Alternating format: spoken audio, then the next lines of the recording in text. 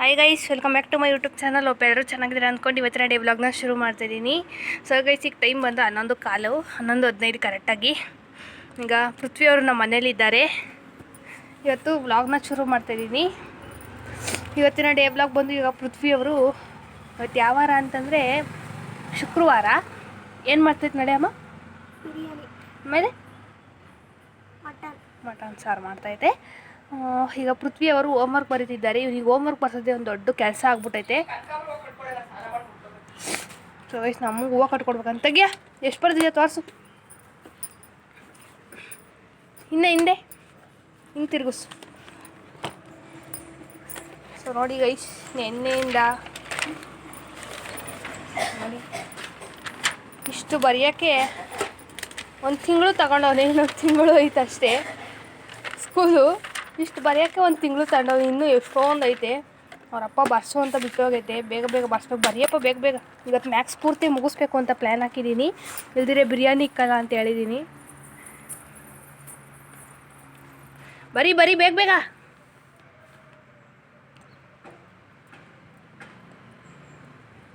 So ಬನ್ನಿ guys, blog ಹೇಗಿರುತ್ತೆ ಅಂತ ತೋರಿಸ್ತೀನಿ. ಬರೋದು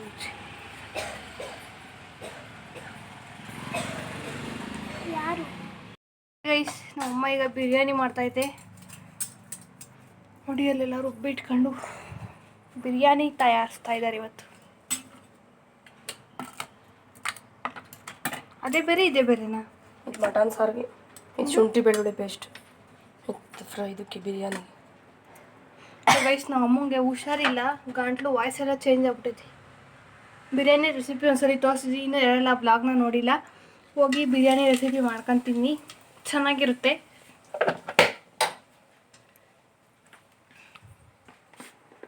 ಯಾರಿಗೋಸ್ಕರ ಬಿರಿಯಾನಿ?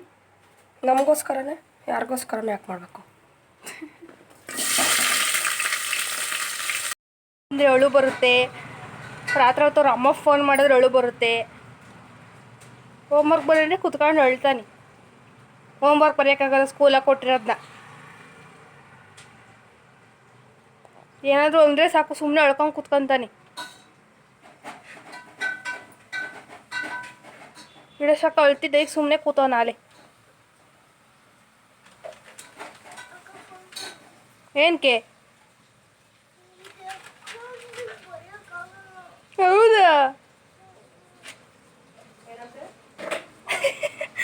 ಪೇಪರ್ ಎದ್ಬಿಟ್ಟು ಬರೆಯೋಕ್ಕಾಗಲ್ಲ ಅಂತ.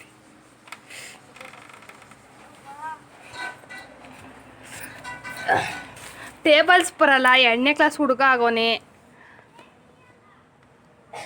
ಏನಾದರೂ ಹೇಳಿ ಅಳು ಒಂದು ಬರುತ್ತೆ. ಹಾಂ,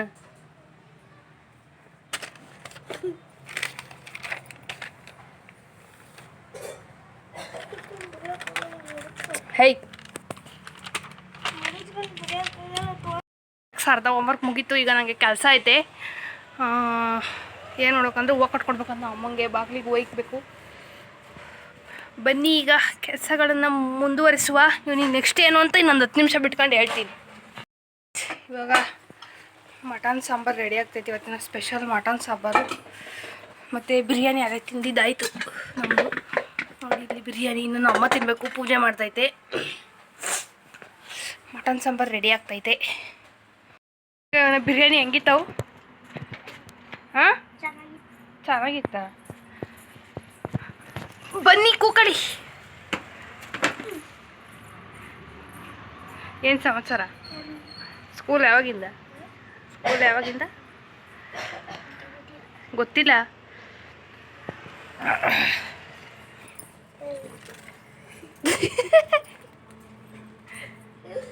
ಸೊ ನೋಡಿ ಗೈಸ್, ಇದೇ ಕಡೆ ಇಕ್ಕೊಂಡಿರೋದು ಹೋಮ್ವರ್ಕ್ ಬರಲಿಲ್ಲ ಅಂದರೆ ಹೊಡಿಯೋಕ್ಕೆ.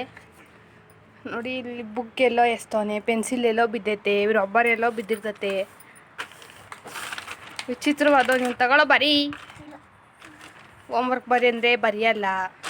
ಸೋಂಬೇರಿ. ಉಳಿ ತೊಡ್ತಾಗೆಲ್ಲ ತಿರುಗಿ ಸೋಂಬೇರಿ ಬುದ್ಧಿ ಕಲ್ತವನೆ. ಅದ್ರ ಸುಮ್ಕಿ, ಅದನ್ನೇ ಯಾಕೆ ಇದು ಮಾಡ್ತಿದ್ಯಾ? ಏನಾದರೂ ಹೇಳ್ರೆ ಅಳು ಬರುತ್ತೆ. ಬೀಳ್ತೀಯ ಹಿಂದಕ್ಕೆ? ನಾನೇ ಬೀಳೋ, ನಾನು ಬಿಗ್ಗೆ ಕೂತಿದ್ದು, ನೀನೇ ಬೀಳೋದು.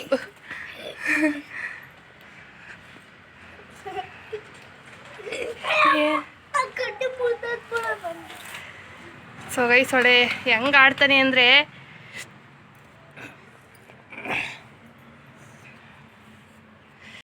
ಬ್ಯಾಕ್. ಈಗ ನಾನು ಪೃಥ್ವಿ ಯಾರೋ ಒಂದು ಕಮೆಂಟ್ ಬಂದಿತ್ತು ಅದ್ರ ಬಗ್ಗೆ ಮಾತಾಡೋಣ ಅಂತ ಬಂದಿದ್ವಿ. ನೋಡಿ ಇಲ್ಲಿ ಕಮೆಂಟ್ ಹೇಳ್ಬೇಡ ಬರ್ಕೊಂಡಿದ್ದೀನಿ ಹೆಸರು, ಬಿಕಾಸ್ ಅದು ಪಾಸಿಟಿವ್ ಆಗೈತೆ ಕಮೆಂಟು, ಆದರೆ ಹೆಸರು ಏನು ಹೇಳೋದು ಬೇಡ ಅಂತ ಅನ್ಕೋತೀನಿ. ತುಂಬ ಚೆನ್ನಾಗಿ ಕಮೆಂಟ್ ಮಾಡೋರೆ. ಸೊ ಗೈಸ್ ತಿರುಪತಿಗೆ ಹೋಗಿ ಬಂದಮೇಲೆ ಎಲ್ಲರೂ ಪೇಷಂಟ್ ಆಗಿದ್ದೀವಿ ನಾವು.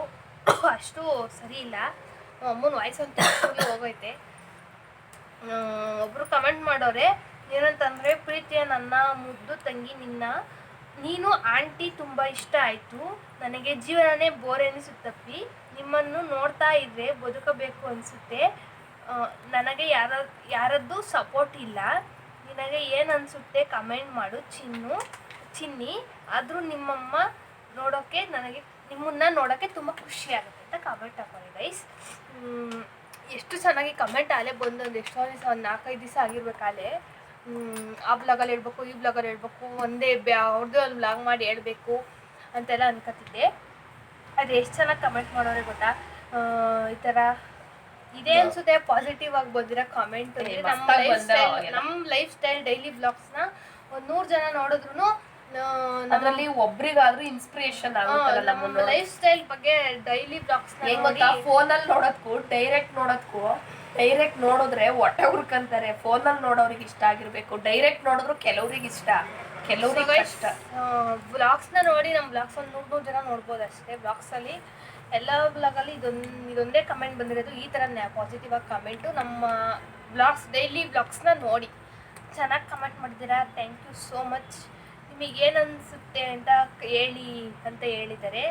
ಅವ್ರ ಜೀವನ ಬೋರ್ ಆಗಿದೆಯಂತೆ. ನಮಗೂ ಬೋರ್ ಆಗುತ್ತೆ, ನಮಗೂ ಬೋರ್ ಆಗುತ್ತೆ. ಯಾವುದೇ ಕಾರಣಕ್ಕೂ ಲೈಫ್ನ ಯಾವುದೇ ಕಾರಣಕ್ಕೂ ಬೋರ್ ಮಾಡ್ಕೊಬಾರ್ದು. ಯಾರೇ ಏನಾದರೂ ಅಂದ್ರು ಅವ್ರ ಮುಂದೆ ನಾವು ಬದುಕು ತೋರಿಸ್ತೀವಿ ಏನೋ ಹಠ ಛಲ ಇರ್ಬೇಕು. ಹಠ ಛಲ ಇದ್ರೆ ಮನುಷ್ಯ ಏನ್ ಬೇಕಾದ್ರೂ ಸಾಧನೆ ಮಾಡಕ್ ಸಾಧ್ಯ. ಇದು ನೋಡಿ ಹಂಗೆ ನೋಡ್ತೈತಿ. ಸೊ ಗೈಸ್ ಏನು ಗೊತ್ತಾ, ಲೈಫಲ್ಲಿ ಒಂದು ಹಠ ಛಲ ಅನ್ನೋದನ್ನ ಇಟ್ಕೊಳ್ಳಿ. ನಾನೀಗ ಯೂಟ್ಯೂಬ್ ಮಾಡೋಕ್ಕೆ ಬಂದು ಏನೇನಾಯಿತು, ಈ ತಿಂಗಳು ಏಪ್ರಿಲ್ 28ಗೆ ನಾನು ಯೂಟ್ಯೂಬ್ ಶುರು ಮಾಡಿ 1 ಇಯರ್ ಆಗುತ್ತೆ. ನಾನು ಏನೇನು ನೆಗೆಟಿವ್ ಕಂಡೆ, ಏನೇನು ಪಾಸಿಟಿವ್ ಕಂಡೆ, ಯಾರಿಂದ ಏನು ಅನ್ಸ್ಕೊಂಡೆ, ಯಾರು ನನ್ನ ಏನೇನು ಅಂದರು ಅನ್ನೋದನ್ನೆಲ್ಲ ನಾನು ಒಂದು ಬ್ಲಾಗ್ ಮಾಡಾಕ್ತೀನಿ. ಏಪ್ರಿಲ್ 28ಗೆ ಯಾರ್ಯಾರು ನನ್ನ ಏನೇನು ಅಂದರು, ನಾನು ಯೂಟ್ಯೂಬ್ ಚಾನಲ್ ಓಪನ್ ಮಾಡಿದ್ದಕ್ಕೆ ನನ್ನನ್ನು ಯಾರ್ಯಾರು ಏನೇನು ಅಂದರು ಅನ್ನೋದನ್ನ ನಾನು ಬ್ಲಾಗ್ ಮಾಡಿ ಹಾಕ್ತೀನಿ. ಎಲ್ಲರಿಗೂ ಇದ್ದೇ ಇರುತ್ತೆ. ಈಗ ನಾವು ಯೂಟ್ಯೂಬಲ್ಲಿ ಏನಾದರೂ ಒಂದು ಸಕ್ಸಸ್ ಕಾಣ್ತಿದ್ದೀವಿ ಅಂತಂದರೆ ಏನರಲ್ಲೇ ಆಗಲಿ, ಒಂದು ಏನರಲ್ಲನ ಆಗಲಿ, ಈಗ ಏನಾದರೂ ಒಂದು ತಗೊಂಡು ನಾವು ಏನಾದರೂ ಒಂದು ತೋರಿಸ್ಕೊಂಡ್ರೆ ಯೂಟ್ಯೂಬಲ್ಲಿ ಅಂತಲ್ಲ, ಈಗ ಎಲ್ಲರೂ ರೋಡಲ್ಲಿ ಹೋಗ್ಬೇಕಾರೆ ಎಲ್ಲನೂ ಒಬ್ಬೊಬ್ರು ಇರ್ತಾರಲ್ಲ, ಒಬ್ಬೊಬ್ರು ಕಣ್ಗಳು ಸರಿ ಇರಲ್ಲ, ಒಬ್ಬೊಬ್ರು ಏನೇನೋ ಮಾತಾಡ್ಕೊತಾರೆ. ಏನಾದರೂ ಒಂದು ತಗೊಂಡ್ರೆ ಯಾರ ಕೈಲೂ ಸಹಿಸ್ಕೊಳಕ್ಕಾಗಲ್ಲ. ಅಂಥವ್ರ ಮುಂದೆ ಇನ್ನೂ ಚೆನ್ನಾಗಿ ತಗೊಂಡು ಬದುಕಬೇಕು ನಾವು. ಯಾರು ಲೈಫ್ನ ಯಾವುದೇ ಕಾರಣಕ್ಕೂ ಯಾರು ಬೋರ್ ಮಾಡ್ಕೊಳಕ್ಕೆ ಹೋಗ್ಬೇಡ್ರಿ. ಲೈಫ್ನ ಯಾವುದೇ ಕಾರಣಕ್ಕೂ ಯಾರು ಬೋರ್ ಮಾಡ್ಕೋಬಾರ್ದು. ಲೈಫ್ನ ಯಾವುದೇ ಥರದ ಯಾರೂ ಲೈಫ್ ಬೋರ್ ಅಂತ ಅನ್ಕೊಳಕ್ಕೆ ಬೇರೆಯವ್ರಿಗೆ ಕಂಪೇರ್ ಮಾಡ್ಕೊಂಡು ಜೀವನ ಮಾಡ್ಬಾರ್ದು. ನಮ್ಮ ಮನಸ್ಸಿಗೆ ನಾವೇನು ಅನ್ಸುತ್ತೋ ಅದನ್ನ ಮಾತ್ರ ನಾವು ಮಾಡಬೇಕು. ಬಟ್ ಅದೇ ಬೇರೆಯವ್ರಿಗೆ ಕಂಪೇರ್ ಮಾಡ್ಕೊಂಡು ಅವ್ರು ಹಂಗ್ ದುಡಿತಾರೆ, ಅವ್ರು ಹಿಂಗ್ ದುಡಿತಾರೆ ಅಂತ ಬೇರೆಯವ್ರಿಗೆ ಕಂಪೇರ್ ಮಾಡ್ಕೊಂಡು ಜೀವನ ಮಾಡಬಾರ್ದು. ನಾವ್ ಎಷ್ಟು ದುಡಿತೀವಿ, ನಾವ್ ಎಷ್ಟು ಉಳಿಸ್ಬೋದು, ನಾವೇನ್ ಮಾಡ್ಬೋದು, ನಾವು ದುಡಿಯೋ ದುಡ್ಡಲ್ಲಿ ನಾವೇನ್ ಮಾಡ್ಬೋದು ಅನ್ನೋದನ್ನ ಇಟ್ಕೊಳ್ಳಿ. ಈಗ ನಾವೇನ ಬೇಜಾರಾದ್ರೆ ಬೇಜಾರು ಮಾಡ್ಕೊಂಡ್ರೆ ಮಾಡಂಗೆ ಆಗತ್ತೆ. ನಾವು ಇಂಥದ್ದೊಂದು ಸಾಧನೆ ಮಾಡ್ತೀವಿ ಅಂತ ಒಂದು ಗುರಿ ಇಟ್ಕೊಬೇಕು, ಅವಾಗ್ಲೇ ನಾವು ಸಾಧನೆ ಮಾಡಕ್ ಸಾಧ್ಯ. ಆದ್ರೂ ಬಟ್ ಲೈಫಲ್ಲಿ ಯಾರೇ ಆದ್ರಿ ಗೈಸ್ ಒಂದು ಗುರಿನ ಇಟ್ಕೊಳ್ಳಿ. ಈಗ ನಮ್ಮ ಲೈಫಲ್ಲೂ ಒಂದು ಗುರಿ ಇದೆ, ಅದೇನು ಅಂತ ಮುಂದೆ ಗೊತ್ತಾಗುತ್ತೆ. ಎಲ್ಲ ಬ್ಲಾಗಲ್ಲಿ ಹೇಳಿದ್ದೀನಿ ಅನಿಸುತ್ತೆ. ನಾವು ಲೈಫಲ್ಲಿ ಒಂದು ಮನೇನ ಕಟ್ಟಬೇಕು ಅನ್ನೋದೇ ನಮ್ಮ ಗೋಲ್. ನಾವು ಲೈಫಲ್ಲಿ ಒಂದು ಮನೆ ಎಂಥದನ್ನಾಗಲಿ ನಮ್ಮ ಜೀವನ ಮಾಡೋಕೆ ಒಂದು ಮನೆ ಕಟ್ಕೋಬೇಕು ಅನ್ನೋದೇ ಇದು. ಅದು ಎಲ್ಲರೂ ಒಂಥರ ಗೋಲ್ನ ಇಟ್ಕೊಳ್ಳಿ. ಒಬ್ಬೊಬ್ಬರಿಗೆ ಬೇರೆ ಬೇರೆ ಥರ ಗೋಲ್ಸ್ ಇರೋ, ಒಬ್ಬರು ಕಾರ್ ತೊಗೋಬೇಕು, ನಾವು ಮಾಡಬೇಕು, ನಾವು ಇದು ಮಾಡಬೇಕು ಅನ್ನೋ ಗೋಲ್ಗಳಿರುತ್ತೆ. ಅದೇ ಥರ ಎಲ್ಲರೂ ಗೋಲ್ಸ್ನ ಇಟ್ಕೊಳ್ಳಿ.